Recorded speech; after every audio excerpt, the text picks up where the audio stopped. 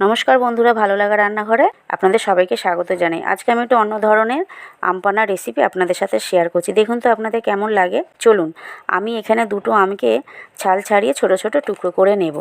এরপর কড়াইতে ভালো করে সেদ্ধ করে নেব। এই যে দেখুন, খুব ভালোভাবে সেদ্ধ হয়ে গেছে।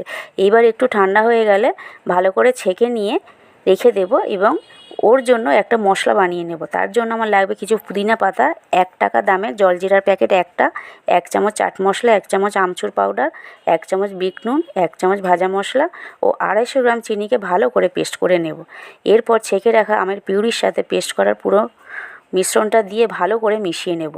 তারপর কড়াইতে ঢেলে দিয়ে ভালো করে নাড়তে নাড়তে যখন ফুটে যাবে তখন আমি সামান্য ফুড কালার দিয়ে ভালো করে মিশিয়ে নিয়ে 2 চামচ ভিনিগার দিয়ে দেব। ঠান্ডা হয়ে গেলে একটা কাঁচের বোতলে ঢেলে রাখবো। তারপরে দুটোর কাচের গ্লাসে কিছু আম পান্না ও সামান্য জল দিয়ে পরিবেশন করব। সাবস্ক্রাইব করে পেজটিকে ফলো করে রাখবেন।